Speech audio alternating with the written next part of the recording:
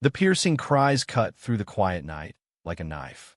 I opened my apartment door in Seattle at 2 in the morning, expecting a delivery mistake, and instead found a worn cardboard box with two tiny newborns inside, one wrapped in a blue blanket, the other in pink. A handwritten note, soaked from the rain, read, "Please take care of them. I can't anymore. Their names are Noah and Lily. I'm sorry." My hands shook as I lifted the box inside. At 34, I was a graphic designer who had just ended a 3-year relationship with my ex because we wanted different futures. Fatherhood had never been part of my plan. As a gay man who came out at 20, I had accepted that some paths simply weren't for people like me. Yet here these two helpless infants were depending on a stranger whose own parents still refused to speak to him. I called 911 immediately. The operator told me to stay calm and keep the babies warm. While I waited, I sat on the floor, rocking the box, gently humming the only lullaby I remembered from childhood. The police and a social worker arrived within 30 minutes. The officer took photos and statements while the social worker, a tired woman named Carla, examined the twins. "They look about 2 weeks old and surprisingly healthy given the circumstances," she said. "The system is overloaded right now. We're looking at emergency foster placements that could take days." Something in me shifted when Lily gripped my finger with surprising strength. "I can keep them tonight," I heard myself say. "Just for tonight if it helps." Carla looked at me carefully. "You understand this would make you a temporary foster parent, Mr. Ellis? There will be home visits, background checks, the whole process." I nodded, even though my heart was racing. By morning, I had 2 cribs borrowed from my neighbor, a lesbian mom downstairs, 2 cans of formula, and a crash course in diaper changing from an online video. My best friend Sarah arrived at dawn, carrying coffee and clothes for the babies. "Ethan, what the hell did you do?" she asked, staring at the twins sleeping in the makeshift nursery I had created in my living room. "I couldn't leave them," I answered simply. She hugged me tight. "You're either the bravest or craziest gay man I know." Over the next week, the reality sank in. I worked from home, adjusting client meetings around feeding schedules. The twins' cries became familiar. Their tiny faces started to feel like the center of my world. Carla returned for the first home visit and seemed surprised by how organized everything was. "Most emergency fosters panic within 48 hours, she admitted. "You're handling this well." I didn't tell her that every night after the babies were asleep, I sat on the balcony, questioning everything. Was I selfish for wanting to keep them longer? Could a single gay man really offer these children stability when society still whispered that kids needed a mother and a father? My phone stayed silent for my own family in Oregon.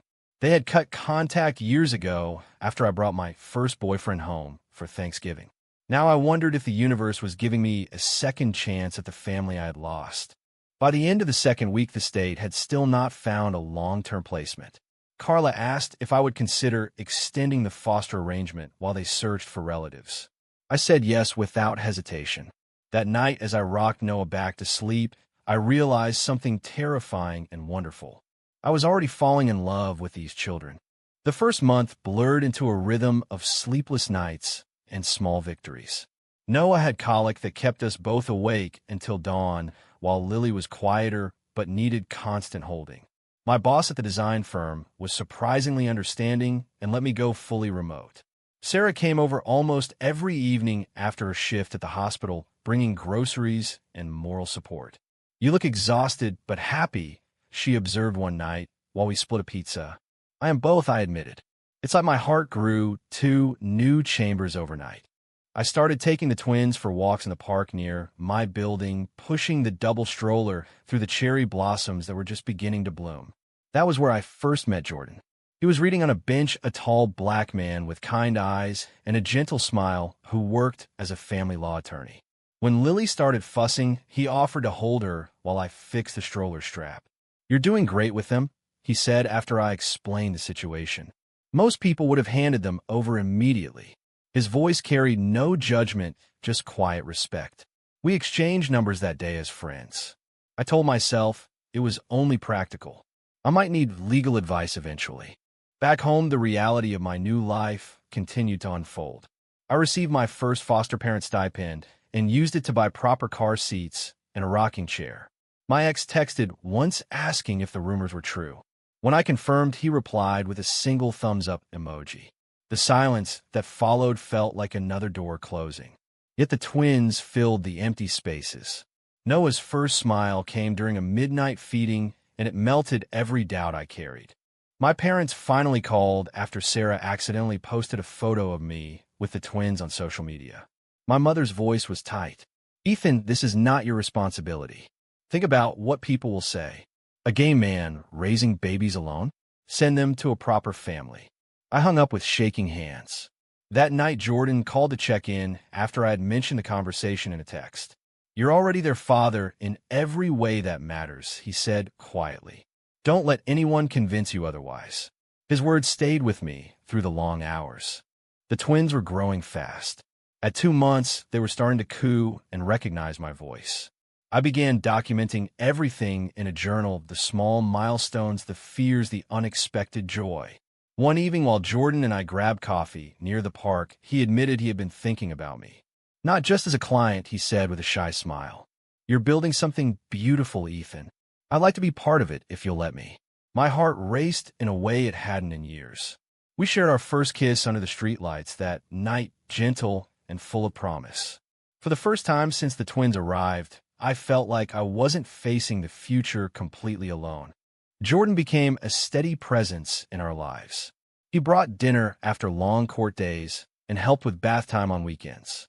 The twins responded to him immediately, smiling whenever his deep voice filled the apartment. Watching him cradle Lily while singing old soul songs made my chest tighten with emotions I was scared to name. Our relationship grew, slowly built on late-night conversations about childhood dreams and the families we wished we had. Jordan had lost his mother young and understood the ache of wanting to give children what we had missed. Yet tension crept in. A caseworker mentioned that the state had located the twins' maternal grandparents in California. They wanted custody. Their traditional Carla warned during our monthly review. "They've expressed concerns about your lifestyle." The word lifestyle landed like a slap. I spent that evening pacing the living room while Jordan tried to calm me. "We'll fight it," he promised. "You've been their constant. That matters more than blood on paper." My own parents escalated their pressure. My father left a voicemail saying they would support the grandparents' claim if it meant the twins grew up normal. The rejection stung deeper now that I had Noah and Lily to protect. Sarah organized a small gathering of friends from the local LGBTQ center. Several gay dads shared their stories of adoption battles and sudden family acceptance. Their words gave me courage, but also highlighted how much was at stake. Jordan and I had our first real argument when he suggested we slow down our relationship while the custody situation developed. "I don't want them using us against you," he said. I felt abandoned. "So, you're leaving too?" The hurt in my voice surprised us both. He stayed that night holding me while the twins slept. In the morning, he brought breakfast and apologized. "I'm not going anywhere," he whispered. "I'm just terrified of losing what we're building." The twins turned 4 months old. Noah rolled over for the first time, and Lily laughed out loud when I made silly faces. These moments became armor against the growing legal storm. Jordan introduced me to a colleague who specialized in LGBTQ family law. The attorney reviewed my case and warned that the grandparents' petition would likely argue my single status and sexual orientation made me unsuitable. "We need to show the court the family you've already created," she said. Jordan squeezed my hand under the table. For the first time, I allowed myself to imagine a future where the 4 of us, Noah, Lily, Jordan, and I, became permanent.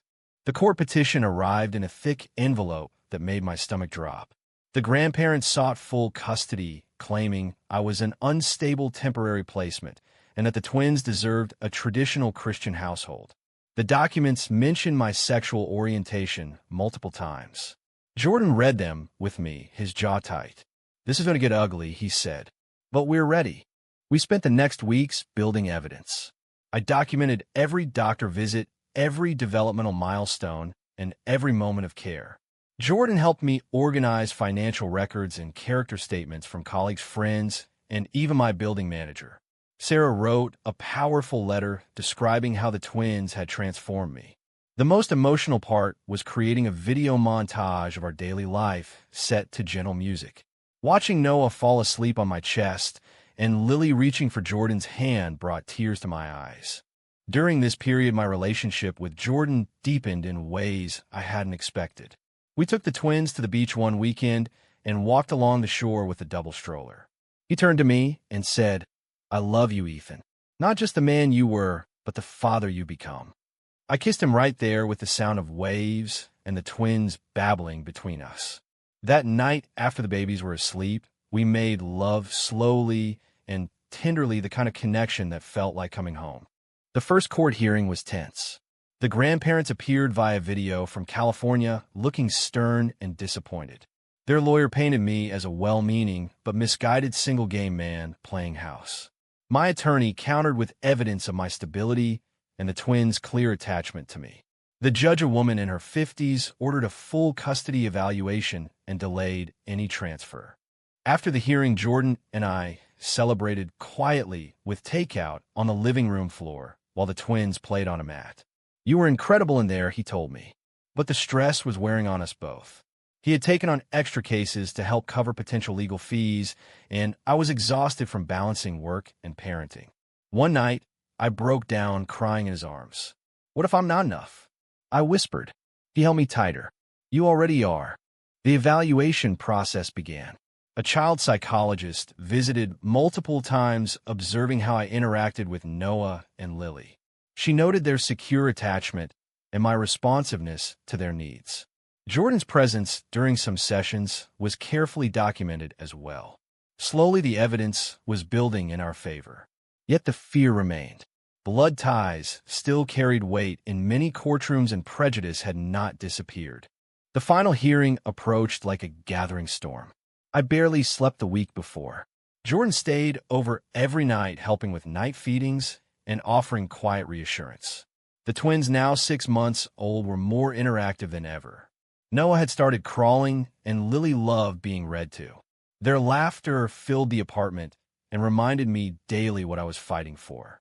My parents surprised me by showing up in Seattle 2 days before the hearing. We met at a neutral cafe.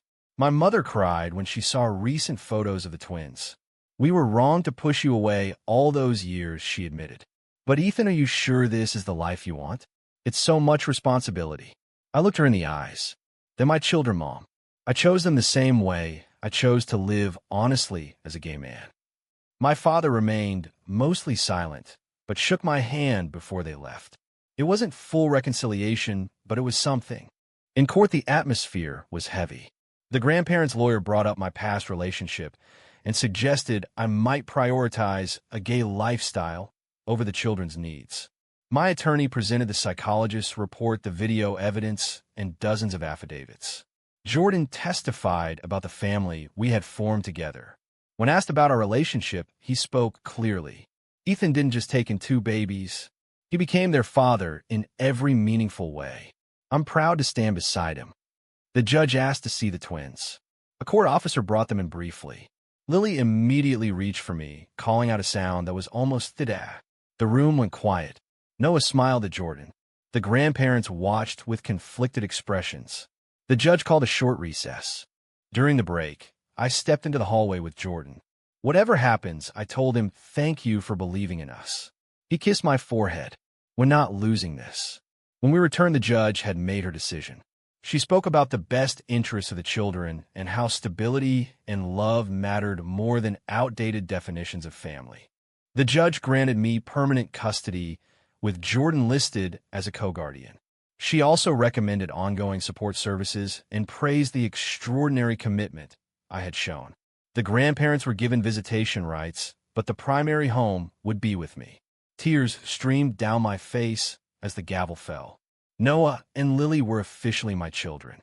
Outside the courtroom, Lily reached for me again, and this time the word came clear. "Dada." Noah echoed it a moment later, pointing at both Jordan and me. The sound broke something open inside my chest.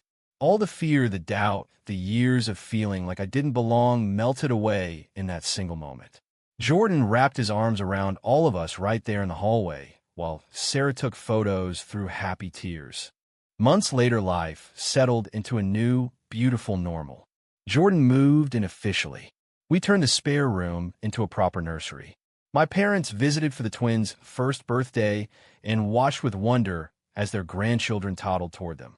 The gay community in Seattle embraced us with playgroups and support networks that made me realize I had never been as alone as I once believed. I still sometimes wake up at night and check on the twins, remembering the rainy night they arrived. Fatherhood had forced me to grow in ways I never imagined, confronting my deepest insecurities about love-worthiness and what family really means. Jordan and I had grown stronger together, learning that choosing each other every day was the most powerful statement we could make. The journey wasn't perfect. There were still stares in public and occasional difficult conversations. But every time Noah called me Dada or Lily fell asleep on Jordan's chest, I knew we had built something real and lasting.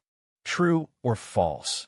A child's well-being depends more on consistent love and commitment than on the traditional gender structure of their parents' relationship.